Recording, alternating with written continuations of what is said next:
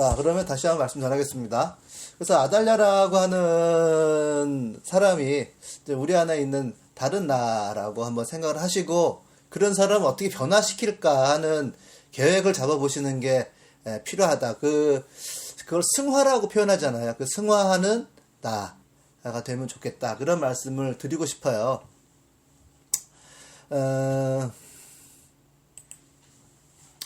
그래서 오늘 말씀은 역대하 23장 1절에서부터 한 21절까지인데, 요건 오늘 주인공은 이제 아달랴라고 하는 사람에서 여호야다라고 하는 제사장으로 넘어가요. 동시대에 있던 사람인데, 여호야다 제사장은 아달랴 이후에 요아스를 키우고 그를 즉위시킨 사람입니다. 그래서 한번 읽어드릴게요. 6해를 기다린 여호야다 제사장은 7째 해가 되자 드디어 용기 있게 결단을 내리고 군대 지휘관들인 백부장들 곧 여호람의 아들 아사랴와 요하난의 아들 이스마엘과 오벳의 아들 아사랴와 아다야의 아들 마아세야와 시그리의 아들 엘리사벳과 미략을 맺었다. 이들 백부장들은 유다의 모든 성읍으로 돌아다니며 레위 사람들과 이스라엘 각 가문의 족장들을 모아서 예루살렘으로 데리고 왔다. 그들이 모두 하나님의 성전에 모여 왕의 아들 요아스와 언약을 세웠다. 여호야다가 그들에게 말하였다. 여기에 왕세자가 계십니다. 이분이 왕이 되셔야 합니다. 이것은 다윗 자손이 왕이 되어야 한다는 주의 약속을 따르는 것입니다. 건너뛸게요. 그런 다음에 여호야다와 그의 아들들이 요아스 왕세자를 데리고 와서 그에게 왕관을 씌우고 왕의 직무를 규정한 규례서를 그에게 주고 기름을 부어 왕으로 삼고 임금님 만세하고 외쳤다. 아달랴가 백성들이 뛰어다니는 왕을 찬양하는 소리를 듣고 주의 성전에 모여있는 백성들에게 가서 보니 왕이 성전 어귀 기둥 곁에 서 있고 관리들과 나팔수들이 왕을 모시고 서 있으며 나라의 모든 백성이 기뻐하며 나팔을 불고 있고 성전 성가대원들이 각종 악기로 찬양을 인도하고 있었다. 아달랴는 분을 참지 못하고 옷을 찢으며 반역이다 반역이다 하고 외쳤다. 그런 다음에 여호야다는 자신과 백성과 왕이 주의 백성이 되는 언약을 세웠다. 여호야다는 백부장들과 귀족들과 백성의 지도자들과 그 땅의 모든 백성들과 함께 왕을 호위하여 주의 성전에서 데리고 나와서 윗문을 지나 왕궁으로 가서 왕을 왕좌에 앉히니 그 땅의 모든 백성들이 기뻐하였다. 아달랴가 살해된 뒤로 도성은 평온을 되찾았다. 이런 상황을 우리가 좀 알았으면 좋겠는데요. 아달랴가 자기 손자들을 죽이고 왕이 되었고요. 다행히 살아남은 1살짜리 꼬마, 아기죠. 꼬마가 아니라 아기 요아스가 몰래 데리고 가서 여호야다에게 맡긴 거예요. 그런 상황이 여호야다에게 닥친 겁니다. 그러니까 어떤 사람이 변화해 나가는 것은 어떤 계기가 있는 것 같아요. 한순간에 딱 과정으로서 이렇게 가는 경우도 있지만 한 상황이 딱 주어졌을 때 그 상황을 우리가 잘 분별해서 이것이 여호야다를 하나님께서 부르셨다. 나를 하나님께서 부르셨다. 이렇게 우리가 바라볼 수도 있거든요.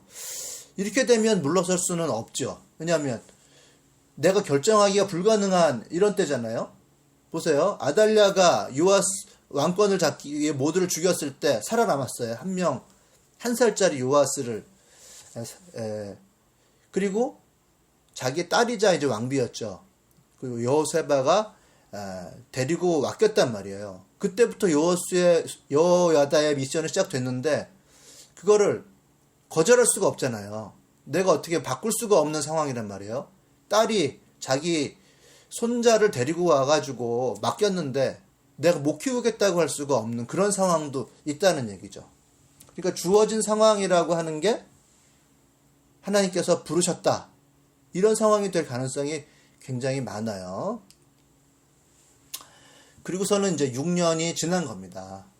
그 6년이 지났다는 말이 그냥 6년이 지난 건데 여기서는 우리 성경에서는 기다렸다고 표현하고 있거든요. 근데 아주 잘한 번역인 것 같아요.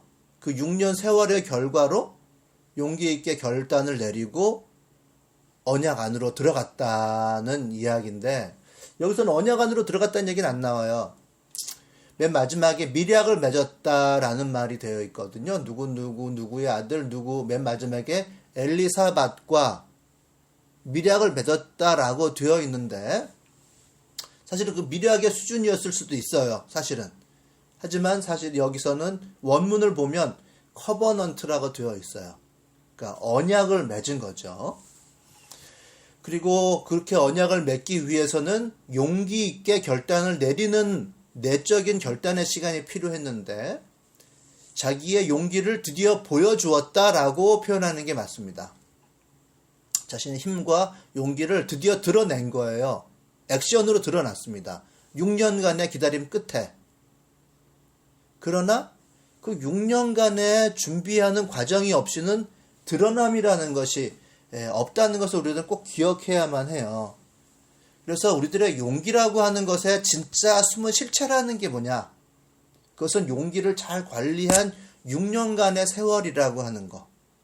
용기는 한번 딱 드러내는 순간에 대단하다고 사람들은 바라볼 수 있지만, 사실은 그 6년의 기다림이라는 것이 굉장히 중요했다는 거죠. 이 부분이 굉장히 중요한데요. 그 용기라고 표현되어 있는 그 말은 차작이라고 하는 히브리어예요. 근데 이 용기는 사람의 상황에 따라서 굉장히 다르게 나타날 수가 있습니다. 그러니까 용기는 7년째 되는 해에 냈는데, 결단을 했는데, 그럼 그 전의 기간은 무엇을 위한 기간이었냐?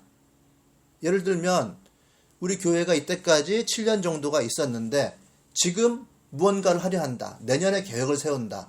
혹은 여러분들이 이제 파주로 이사해 들어가시는 분들 있잖아요. 여러분들이 생각을 하고 회의를 막 해가지고 모여서 그렇게 한 측면이 있지만, 아이를 키우려고 하다 보니 좀 좋은 곳이 있을까? 없을까? 모여 살 곳이 있을까? 없을까? 라고 하는 상황 가운데 주어진 측면이 또 하나 있단 말이에요. 그 기간 동안에 여러분들이 지내온 공동체의 생활과 이제 내년에 파주 어디론가 가서 모여 살게 될 수 있는 그 결단의 어떤 결과가 사실은 맞물려 있다는 거죠.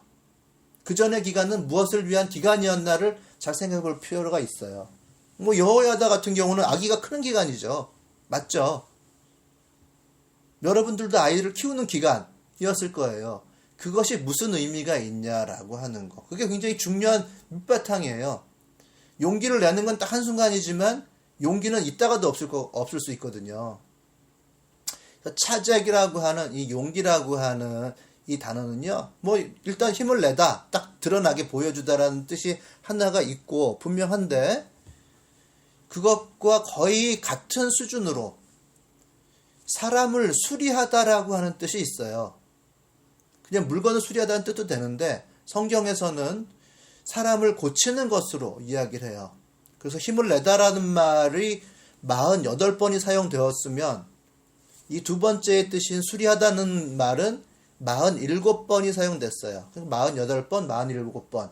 거의 비슷한 수준으로 같이 사용됐단 말이에요. 그리고 유지하다라는 표현은 37번이 사용됐으니까, 이 우리가 용기라고 하는 이 한 단어를 봤으면 그 안에 내재되어 있는 뜻이 굉장히 많이 있는데, 요 세 가지는 한번 기억을 해야 될 것 같아요. 힘을 내다라고 하는 그 뜻, 하나는 사람을 되바꾸다, 수리하다라고 하는 그 뜻, 그리고 유지하다, 이 뜻이 동시에 그 용기라고 하는 말 안에 들어있단 말이거든요. 그 힘을 내다는 말은 힘을 냈다가도 못 낼 수가 있는 거잖아요. 그러면 시간을 가지고 다시 힘을 비축하고 다시 용기를 내어 주체로 나설 수가 있습니다. 그 6년의 기간 동안에 얼마나 많은 갈등들이 있겠어요. 요아스는 애기니까 애가 말을 안 들을 수도 있잖아요. 이게 될까? 왕이 될까? 깜이 될까? 이런 갈등들이 있었을 거란 말이에요. 마지막에 얘기했는데 7살 아이가 자기 미션을 순순히 받아들였겠습니까? 미션을 안 받아들였을 수도 있잖아요. 요아스가 하기 싫다, 왕 안 되겠다고 하면 어린 마에 7살짜리 애가 하기 싫다 그러면 어떻게 했을 거예요. 설득해야 되겠죠. 아니면 여호야다는 이제 반역을, 겉으로는 반역, 혁명, 쿠데타를 일으켜서 아달랴 대신에 이 7살짜리 꼬마 아이를 왕으로 세울 거사를 일으키려고 준비를 하고 있는 건데 가까운 가족들이 안 말렸겠습니까? 말렸겠죠. 그걸 또 설득을 해야 되겠죠. 이렇게 힘을 낸다라고 하는 과정 가운데는 그 6년이라고 하는 과정 가운데서의 엎치락 뒤치락이 있는 거죠. 그리고 나이 때가 올 때까지 기다려야만 하는 거고요. 근데 막상 때가 오면 미룰 수도 없어요. 그 준비한 정도로 뛰어들어야 합니다. 그러나 가장 중요한 것은 뿌리가 있는 용기를 내야 한다는 거죠. 근거가 있는 용기를 내어야만, 그래야 제대로 힘을 길게 쓸 수가 있습니다. 우리가 내년 계획을 세워서 뭔가를 해보려고 하잖아요. 그때 뿌리가 없으면 나의 계획이라고 하는 것을 받쳐줄 수 있는 근거가 없이 되는 거예요. 우리가 잘 살아왔고 그만큼 준비한 것이 있으면 분명히 내년에 힘을 받을 텐데, 만약에 내년에 계획한 것이 제대로 되지 않는다고 하면 준비를 다시 할 수밖에 없어요. 다른 방법이 없습니다. 왜냐하면 뿌린 대로 거두는 진리라고 하는 것은 없어지지가 않으니까. 그래야 힘을 길게 쓸 수가 있습니다. 일단 용기라고 하는 것은 이렇게 힘을 내다라고 하는 뜻이 있고요. 그것이 48번 사용됐다고 말씀드렸고, 거의 같은 비중이에요. 성경에는 47번 사람을 혹은 자기 자신을 다시 한번 수리하다라고 하는 뜻을 가지고 있어요. 회복시키다라는 얘기죠. 그러니까 리페어라는 말로 번역이 되는데요. 어떤 게 데미지를 막 받았거나 망가졌거나 제대로 동작을 안 하거나 하는 것을 좋은 상태로 되돌려 놓는 거, 다시 작동하게 하는 거, 이것을 리페어, 회복하다, 회복시키다, 수리하다라는 말로 씁니다. 근데 이 용기를 내다라는 말 중에는 바로 그 말이 본격적으로 들어가 있다는 거예요. 근데 문제는 망가진 것을 오래 방치하면, 그걸 영어로는 beyond repair라고 쓰는데, 물건을 갖다 맡겼는데 한번 볼게요 하고서는 나중에 결과가 beyond repair라고 딱 나오면 이거는 수리가 불가능합니다 이런 얘기거든요. 너무 심각하게 문제가 있어갖고 수리가 안 됩니다 이런 얘기예요. 그 사람에게는 다시 되돌이킬 수가 없거나 도와줘도 회복할 가능성이 없는 상태가 되는 것을 이야기를 해요. 사람이 문제가 있으면요, 근데 사람은 늘상 문제가 있어요. 그걸 그냥 방치하면 아달랴가 되는 거예요. 흘러가는 대로 두면 회복이 안 됩니다. 예를 들어 난 힘도 없어요. 열정도 없어요. 나 하나님 나라를 자꾸 얘기하시는데 난 그냥 이대로 살래요 를 오랜 기간 놔두면, 그 가능성 자체를 차단한 상태에서 관리를 안 하고 오래 놔두면 비욘드 리페어가 되는 거거든요. 용기를 내는 건요 쉽지가 않아요. 계속해서 관리하고 있는 시간 자체가 있어야, 여호야다 같은 경우는 1살짜리 아기를 키우면서 6년을 지나야 비로소 그 용기를 드러낼 수가 있는 상황이 되고 자기의 내면도 준비가 되는 거란 말이죠. 당시에 나이가 얼마 안 되니까 6년이라고 하면 지금 우리로 따지면 12년 정도는 되는 나이 기간을 기다리고 준비를 했어야 된다는 말이죠. 그러니까 저는 가능성 자체를 차단하지 않았으면 좋겠어요. 가능성 자체를 차단하지 않는 것이 꼭 필요합니다. 우리 스스로를 계속해서 관리를 해 나간다는 건요, 온 우주 안에, 그리고 내 안에 성령께서 일하신단 말이죠. 그거를 차단하고, 나는 그런 삶과는 거리가 멀어, 나는 건드리지 않았으면 좋겠어요, 이렇게 해서 계속해서 놔두면 내 마음 자체가 경화가 돼요. 딱딱해집니다. 자, 그런 상태가 되면 옆에서 암만 도와줘서 우리 같이 한번 해봅시다 하더라도 그냥 그 사람 자체가 움직일 수 없는 길을 갔기 때문에, 거리가 너무 멀어졌기 때문에 하나님 나라하고 뭐고 나는 그렇게 할 수 없는 사람이 됩니다. 이렇게 되거든요. 그 마음조차도 나는 그렇게 할 마음이 전혀 없습니다. 이렇게 되어버려요. 내 마음 가운데 있는 성령께서 더 이상 일하시지 않는다라고 하는 것이 되고요.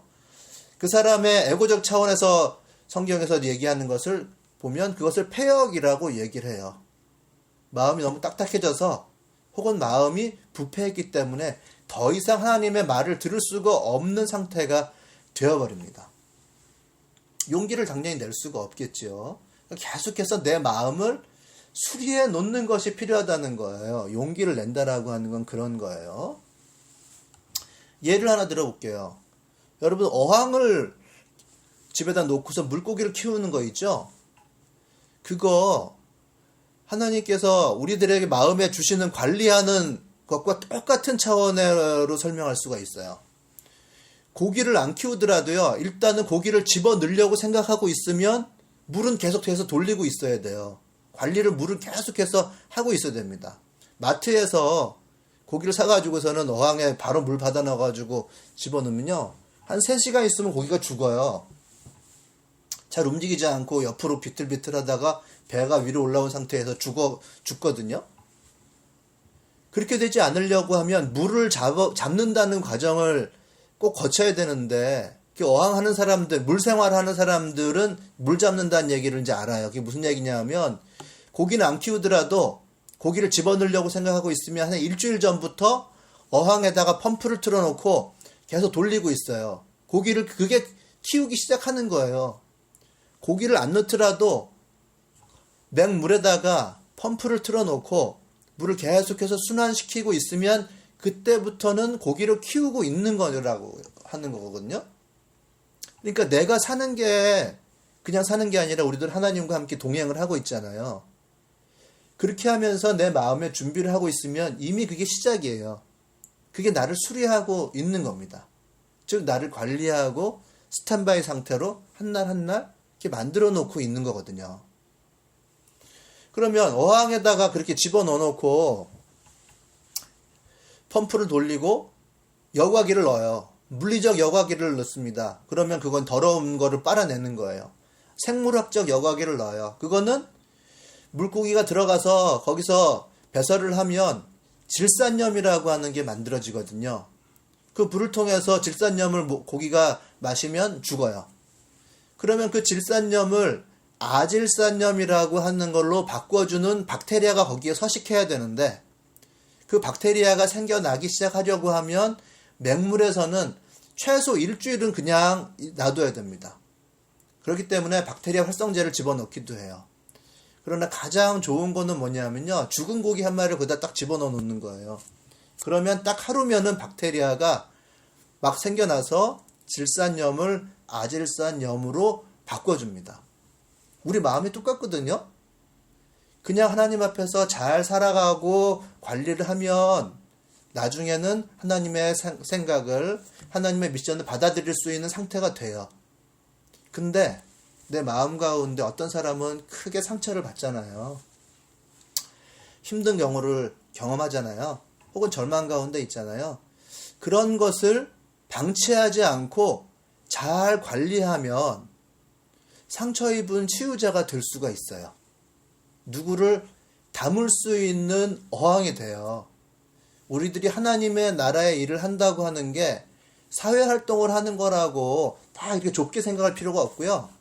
하나님 나라의 일을 하려고 우리들은 이 공동체로 모여 있잖아요. 그거는 내 안에, 내 마음 안에 누군가를 담고 있는 거라고 생각하시면 돼요.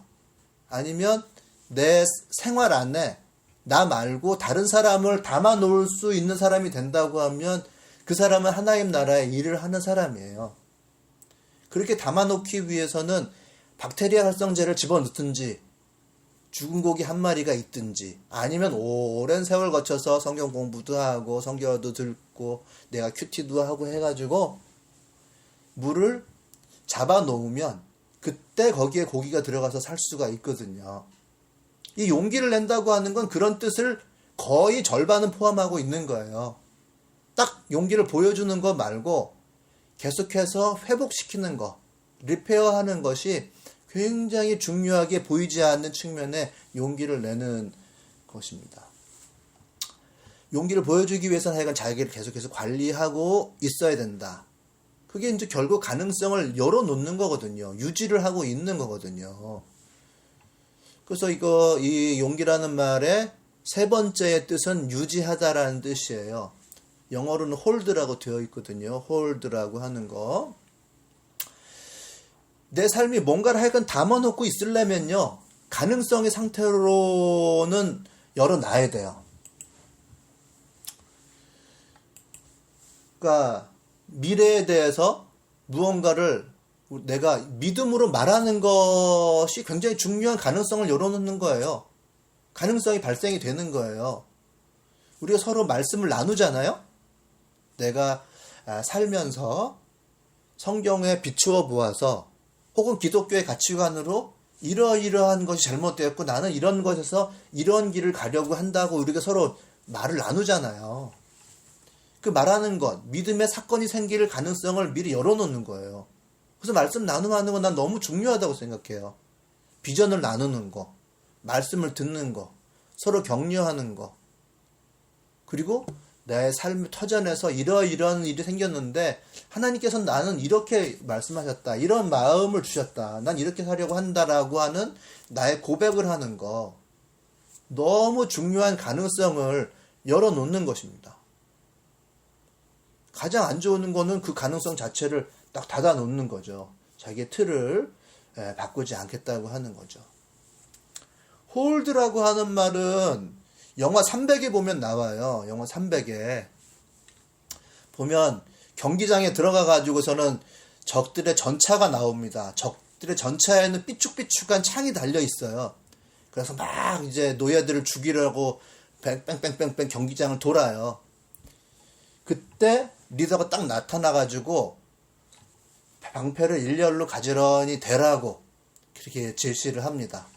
그랬더니 방패와 창만을 들고서 노예들이 나갔잖아요. 그때 뺑뺑뺑뺑 그 저게 전차가 막 돌고 있는데 그것을 가로질러서 똑바로 방패를 딱 일렬로 놓는단 말이에요. 그때 리더가 하는 말이 hold라는 말을 해요. hold.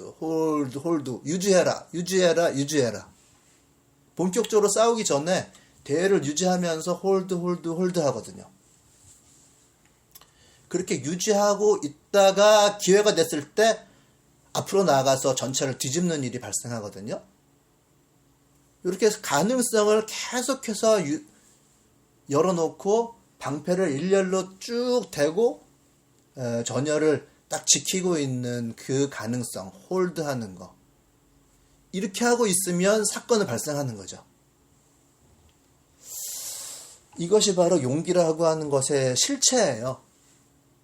물론 이제 우리가 미래에 어떤 일을 하기 위해서 자원을 가지고 가능성을 타진하면 좋긴 할 것 같아요. 우리들 중에 누군가가 어떤 지위를 갖고 있다든지 혹은 목돈을 막 되게 갖고 있다든지 하면 할 수 있는 가능성을 마음속에 쉽게 열 수가 있겠죠. 미래를 쉽게 논할 수가 있단 말이에요. 그러나 우리는 이제 예수님을 향해서 나가는 사람들이잖아요. 예수님은 가장 낮은 곳에 오셨습니다. 그게 우리들의 믿음이잖아요. 그리고 우리들의 기쁨이잖아요. 이 세상에 별 볼 일 없는 사람들에게 오셔서 복음을 주시고 그 복음으로 살아가게 하셨고, 여호야다는 1살짜리 아기를 키우는 것으로부터 시작해가지고 6년을 데리고 있었습니다. 예수님은 그렇게 가장 낮은 곳에 오셔서 한 살짜리 아기를 키워서 왕이 되게 하시고 가장 낮은 자리에서 온 우주를 바꿀 희망이 되시고 우리들을 초대해 주셨잖아요. 아무것도 없는 데서. 우리들 가운데 돈이 되게 많은 사람은 없는 것 같아요. 보통 사람들보다 약간씩은 가난한 것 같아요. 그런 곳에서 하나님께서는 비전을 주시고 삶의 문화를 한번 바꿔보자. 서울 사람들 얼마나 힘들게 사냐. 전부 따로따로 그냥 힘들게 외롭게 가난하게 사는데 그런 사람들이 모여서 새로운 질서와 새로운 문화를 한번 바꿔보면 어떠냐. 이런 비전을 우리들에게 주신 것 같습니다. 아무것도 없지만은 충분히 할 수 있다. 우리들 뭐 그런 용기 내매 기간을 이미 가진 것 같아요. 어떤 사람은 꼭 내년이 아니라 내년도 준비를 할 수도 있겠죠. 앞서거니 뒤서거니 하면서 어떤 사람은 가고 어떤 사람은 좀 더 준비하고 나의 때가 올 때까지 기다리고 나의 때가 됐으니 한번 도전해 볼까? 이런 것들이 여러분들의 삶에서 각각 다 있을 거예요. 하지만 이 용기 내매의 기간이라고 하는 것은 꼭 필요하고 때가 되었을 때 드러내시라. 나를 관리하는 6년간의 기간 필요하다. 이렇게 말씀을 드릴 수가 있겠습니다. 왜냐하면 우리들의 삶은, 우리들의 언약의 삶은 더욱더 깊어지고 난이도가 올라가요. 한번 하고서 말만 좋겠는데 용기를 내고 딱 끝나면 삶이 해피할 수 있겠죠. 그런데 오늘 본문을 보면요. 용기를 내고 끝나는 것이 아니라 이 언약이라고 하는 것을 3번에 걸쳐서 갱신을 하거든요. 3번에 걸쳐서 갱신을 하는데 더 깊은 단계로의 언약이 계속해서 발생해요. 더 깊은 단계로의 실천, 더 깊은 단계로의 관계가 맺어집니다. 첫 번째 이들이 맺은 언약은 성경에서는 그 23장 1절에 제일 마지막에 미략을 맺었다고 되어 있는데 그 원어상으로는 사실은 미략이라고 번역할 이유가 별로 없어요. 그냥 언약을 맺은 건데 미략이라고 얘기를 한 것을 봐서는 사실 미략 정도의 그 수준의 언약이었다고 봐도 좋은 것 같아요. 이 번역이 좋다고 저는 생각하는데 이 커버넌트라고 하잖아요. 베리스라고 하는 원어의 뜻을 가진 언약이에요. 근데 이것은 뭐 일반적인 차원에서도 이 언약이라는 말은 일반적인 그냥 약조라는 말이니까 많이 써요. 그 몇몇 사람들이 모여서 이렇게 합시다라고 하는 차원이거든요. 협력을 하거나 경쟁을 하거나 뭐 등등 어떤 뭐 하여튼 목적이 있어가지고 집단을 만드는 것을 의미합니다. 이 약속이라고 하는 거. 그런데 성경적인 의미는 요게 커팅이라고 하는 뜻을 가져요. 커팅, 뭔가를 끊어내다라는 뜻이에요. 요게 어떤 좁은 곳으로 들어가기 위해서 혹은 제한된 어떤 구역으로 들어가기 위해서 자신의 것들 중 일부를 잘라내는 것을 의미를 해요. 꼬리를 자르든 자기 몸을 슬림하게 만들든 간에 어쨌든 나는 자유로운 곳에서 너와 내가 같이 무언가를 하기 위해서 조금 제한된 곳으로 들어감을 의미합니다. 이게 굉장히 어려운 거거든요. 하나님은 우리들을 더 깊은 단계의 헌신으로 우리를 이끄세요. 점점 더 많이 끊어내야 될 수가 있어요. 여기에서 성경이 그냥 쓰여진 게 아니란 말이에요. 다 구조를 생각하며 쓰여진 거예요. 근데 여기서 3번의 언약이 나오는데 뭐 첫 번째는 뭐 미략 수준일 수 있어요. 요 아하스가 6년을 기다리다가 군인들 몇 명을 부릅니다. 백부장 몇 명을 불러서 사정 설명을 하고 이제 유다의 정통성을 세워야 되겠으니까 너희들이 이 언약에 참여해라 라고 해서 이들이 언약을 맺어요. 미략을 맺었다고 표현되어 있는데 그 다음 행동이 나와요.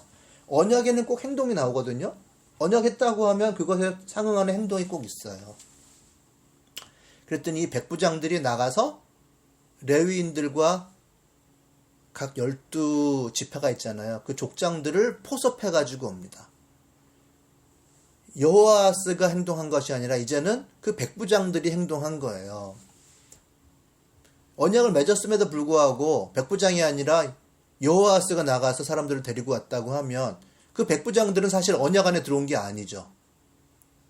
이제 백부장들이 위험을 자초하고 레위인 족장들을 데리고 왔단 말이에요. 그렇게 됐으면 백부장들도 같은 배를 타게 된 거죠. 위험과 책임을 같이 지는 관계가 됩니다. 이게 바로 주체가 됐다고 얘기를 하는 거잖아요. 각자가 하나님의 약속을 붙잡는 자가 됐다는 것을 의미해요. 누가 앞세워 놓고 뒤에 있는 게 아니라 각자가 다 하나님 앞에서 언약을 맺어서 그래 내 책임 내가 감당하고 내 위험은 내가 감당할 거야. 각자가 하나님의 미션을 감당하는 자가 됐다는 것을 의미하는 것입니다. 그 언약이 점점 깊어지고 커지고 위험해져요. 이제 두 번째 언약은 3절에 보면 성전에 모여서 왕의 아들 요아스와 그 미략 공동체가 더 크게 언약을 맺습니다. 그 다음에 행동은 혁명이죠. 왕의 즉위식을 위한 혁명의 실천이 그 미략 공동체와 요아스가 같이 하는 거예요. 인생을 걸고 일생일대 사건에 참여하게 되는 거죠. 잘못되면 자기들은 모두 죽는 거예요. 그만큼 언약은 점점 커져요.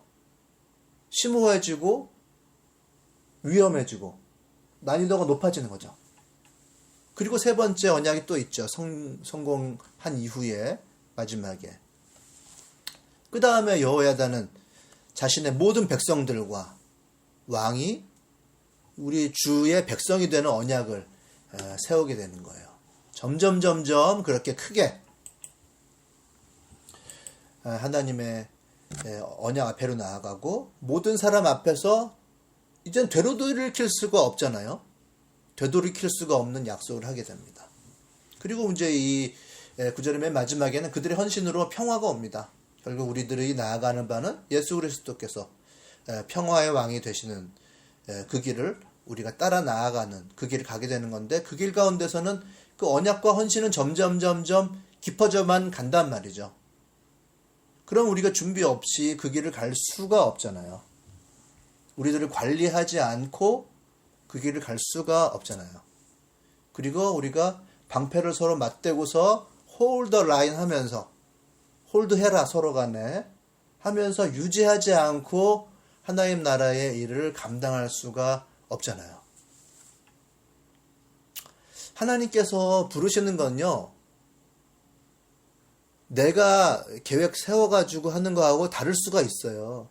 하나님께서 만약에 부르시면 그 부르신 시점부터 놓아주실 때까지 그 언약은 점점 깊어갈 가능성이 굉장히 많아요. 그래서 그 준비의 기간이 정말 중요합니다. 제가 텔레그램에 소개해드린 그 영화 한번 보셨나요? 보시면 배가 난파되거든요. 배가 완전히 파괴돼서 조그만 구명정으로 옮겨가요. 그리고 살아남기 위해서 나중에는 그 고무로 되어 있는 구명정 안에서 살려달라고 신호를 하느라고 거기다 조그만 플라스틱 통 안에다가 불을 피워요. 플라스틱은 높게 되어 있지 않습니까? 불을 너무 더 크게 만들기 위해서 그 플라스틱 통 안에 있는 종이를 다 집어넣고 싹 다 태웁니다. 그럼 플라스틱이 녹으면서 구명정에 구멍을 내겠죠. 자기가 살려고 자기 생명을 위해서 신호를 올리기 위해서 불을 피우는데, 그 불을 피우기 위해서는 자기 구명정 자체를 완전히 다 태워야 돼요. 그리고 자기는 바다에 빠집니다.